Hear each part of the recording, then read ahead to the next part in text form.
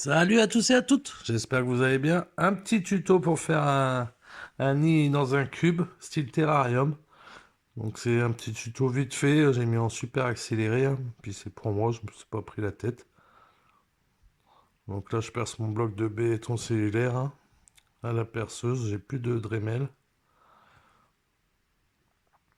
Donc les blocs, vous trouvez ça à Bricomarché, Brico-Dépôt, tous les magasins de bricolage, entre 2 et 15 euros suivant l'épaisseur. Donc voilà, après je prends du ciment tout blanc, tout travaux. Donc là, le premier, je le fais très très épais. Parce que plus l'épais, plus il sera solide et moins il cassera.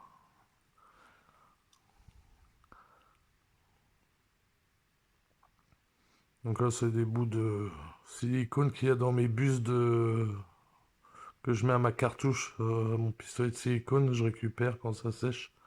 Après, je m'en sers pour boucher les entrées ou les sorties. Et comme elles ne traversent pas le bouchon de silicone, les fourmis. Donc c'est pratique. Ou pour les réserves d'eau. Bon, bien sûr, je fais des nids. Tout type de nid, baissé, etc. Des petites cuves en verre. Je ne fais plus les grandes parce qu'après, s'il y a de la casse à l'envoi, je préfère pas. Donc à tous les prix, hein. Ça sera toujours moins cher que certains shops bien connus. Après, ça reste artisanal, hein. J'ai pas de machine, tout ça. Donc les petits défauts pour le verre, c'est pour ça que j'arrive pas à bien faire les couvercles. C'est pour ça que je fais un couvercle que je colle pour être sûr qu'il n'y a pas de fuite. Et puis avec un rond de 100 mm au milieu, où on peut passer la main pour nettoyer et tout. Donc là, j'ai remis du ciment très liquide juste avant pour bien faire propre et lisse. Là, je répare avec du ciment extra dur le trou que j'ai fait où je vais mettre mes réserves d'eau pour l'humidité. Et là, j'ai traversé. Donc, c'est pas très grave, c'est pour moi, hein. On conseille de faire ça à l'extérieur, hein, dans votre garage, parce que franchement, dans une cuisine, c'est pas le top. Parce que là, on se rend pas compte, mais après, j'ai du blanc partout dans la cuisine et ça va vraiment partout. J'ai fait ce tuto là, mais dans la journée de 8h à 18h, j'ai fait deux nids. Donc ça en fout partout. Donc après là, j'ai collé dans la cuve le nid, j'ai mis 4 points de colle silicone, ça fait plus propre. Avant j'en mettais partout.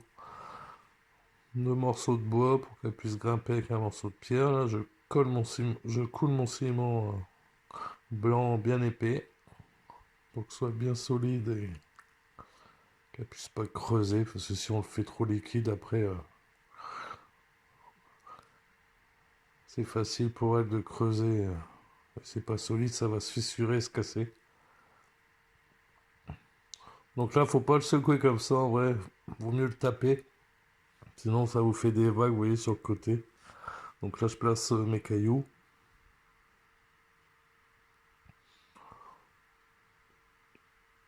J'ai pas fait de dessin à l'avance, hein. Là, j'ai fait vraiment au feeling. C'est pour moi. Quand c'est pour moi, franchement, du moment que les fourmis sont bien, les défauts, je m'en fiche un peu. Les colonies grandissent tellement vite, de toute façon, on change, hein.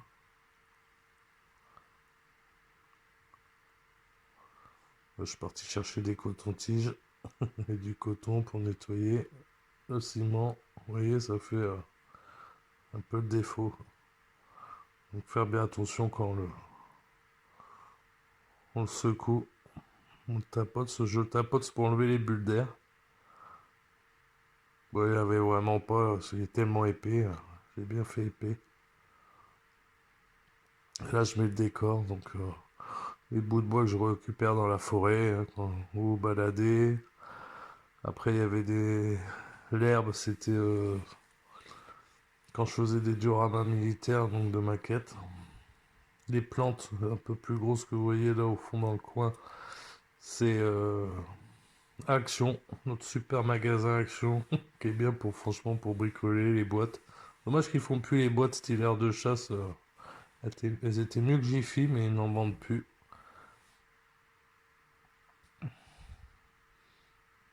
Et à Leclerc, en ce moment, à 2,90, font des bonnes petites boîtes rectangulaires. Elles sont pas mal pour faire les aires de chasse. Je vous les conseille. Je sais pas si tous les Leclerc le font. Donc là, je place mes herbes.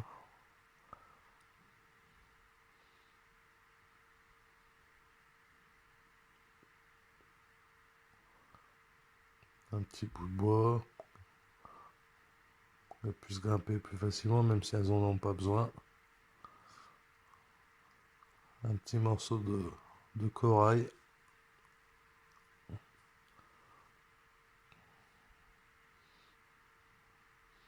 Là, je voulais placer mon palmier. C'est acheté sur, vous en trouvez dans les magasins de modélisme ou sur Ali. C'est vrai que c'est pas donné.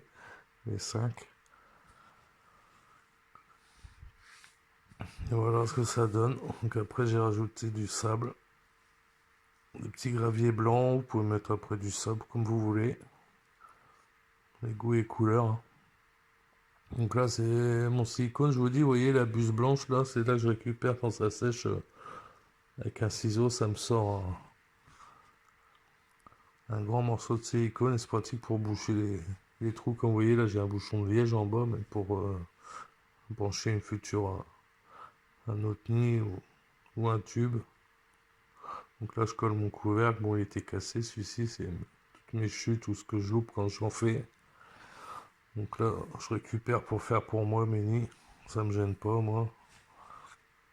Donc le silicone c'est la marque Ossa. Transparent.